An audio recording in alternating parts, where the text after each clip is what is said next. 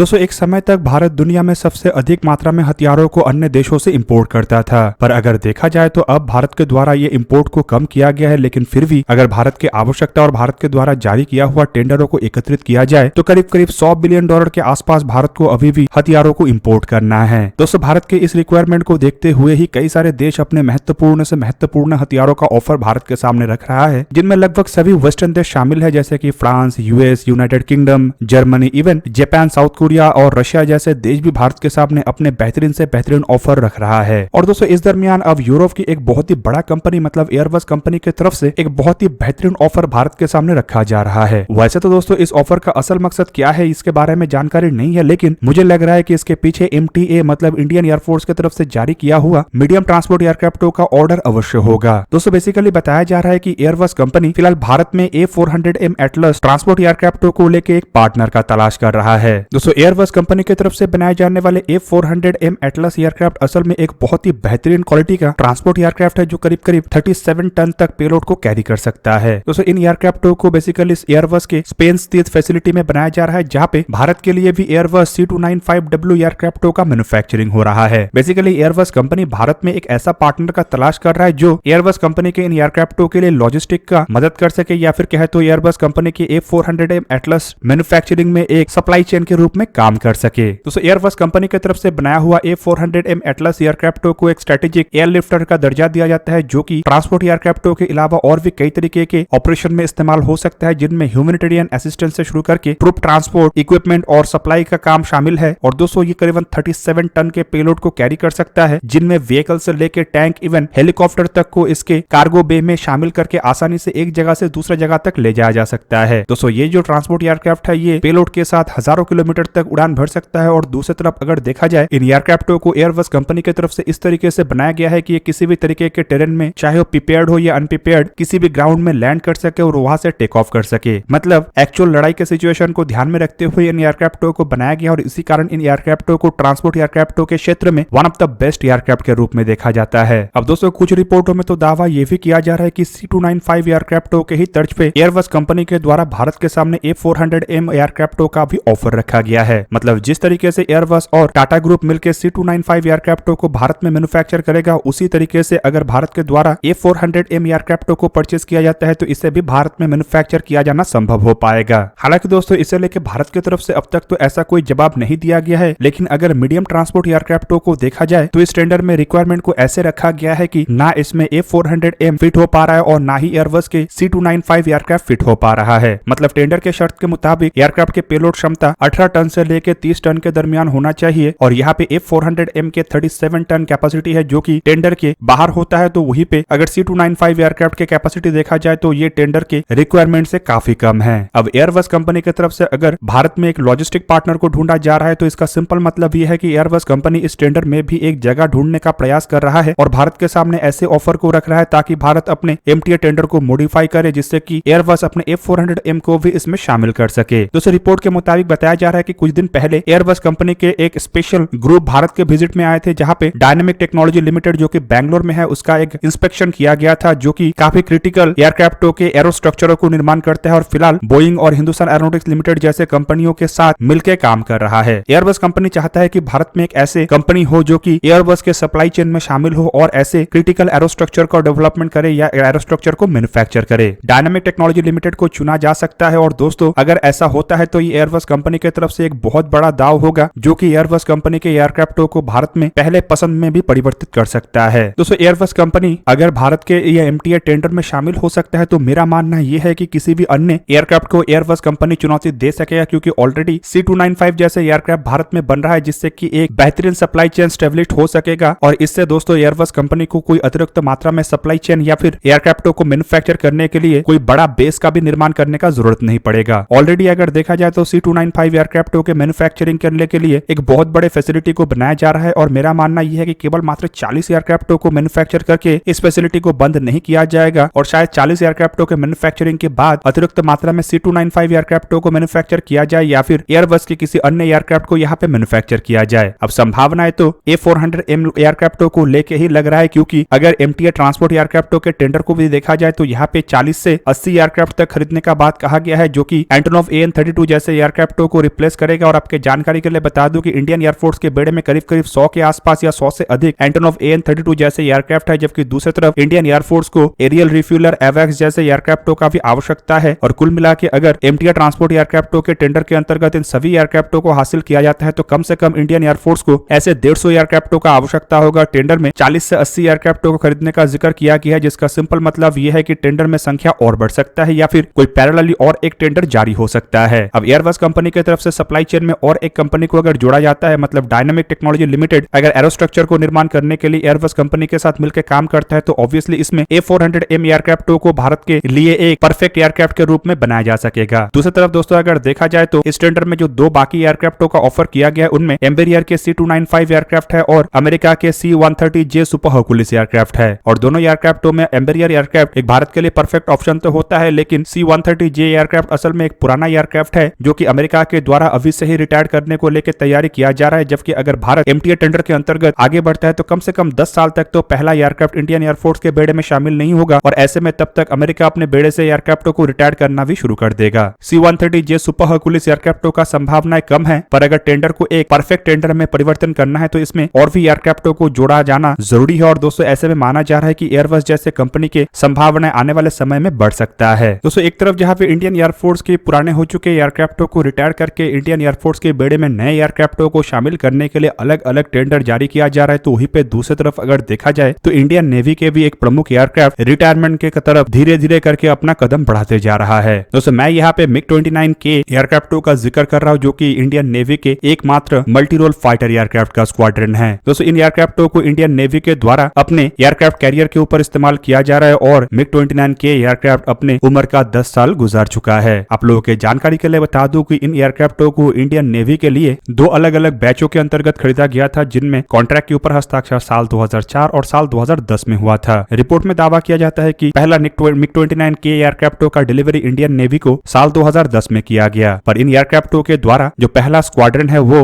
INAS 303 को आज से करीब करीब 10 साल पहले मतलब मई 11, 2013 को स्टैब्लिश किया गया था। दोस्तों इस स्क्वाड्रन को ही ब्लैक पैंथर स्क्वाड्रन कहा जाता है और 11 तारीख के दिन मतलब 11 मई 2023 के दिन इन एयरक्राफ्टों के स्क्वाड्रन का 10वां एनिवर्सरी मनाया गया। दोस्तों यहाँ पे आप लोगों को ये भी जान के रखना चाहिए कि काफी कम समय में ही इन एयरक्राफ्टों को रिटायर करने का भी प्लान बनाया जा रहा है और रिपोर्ट के मुताबिक शायद साल 2035 तक इन एयरक्राफ्टों को इस्तेमाल ना किया जाए और उससे पहले ही इन एयरक्राफ्टों को इंडियन एयरफोर्स के बेड़े से रिटायर कर दिया जाए। फिलहाल दोस्तों इन एयरक्राफ्टों की जगह भरने के लिए भी काम किया जा रहा है और रिपोर्ट के मुताबिक इन जगहों को इंडियन नेवी के लिए बनाए जाने वाले स्वदेशी ट्विन इंजन डेक बेस एयरक्राफ्टों के द्वारा भरा जाएगा। इंडियन नेवी के लिए टोटल 45 MiG-29 के एयरक्राफ्टों को खरीदा गया है, जबकि रिपोर्ट में बताया जा रहा है कि उतने ही संख्या के twin engine deck base fighter एयरक्राफ्टों को इन एयरक्राफ्टों की जगह भरने के लिए इंडियन नेवी के लिए खरीदा जाएगा। हालांकि बाद में और twin engine deck base fighter एयरक्राफ्टों की संख्या बढ़ सकता है और दावा किया जा रहा है कि कम से कम ऐसे 100 एयरक्राफ्टों को दो अलग अलग बैचों में अवश्य खरीदा जाएगा। अब दोस्तों MiG-29 के एयरक्राफ्ट इंडियन एयर नेवी के एकमात्र एयरक्राफ्ट होने के बावजूद अगर देखा जाए तो इन एयरक्राफ्टों के परफॉर्मेंस को लेकर कई तरीके के सवाल उठता है। खास करके एयरक्राफ्टों के जो सर्विसिबिलिटी रेट है वो काफी कम है और कुछ एयरक्राफ्ट हादसे का भी शिकार बना है, जिस कारण इन एयरक्राफ्टों को जल्द से जल्द रिटायर करने का तैयारी किया जा रहा है। हालांकि twin engine deck base fighter एयरक्राफ्टों के द्वारा इन्हें रिटायर करने से पहले इंडियन नेवी के बेड़े में करीब करीब 26 नए मल्टी रोल एयरक्राफ्टों को भरा जाएगा, जो शायद राफेल M ही हो।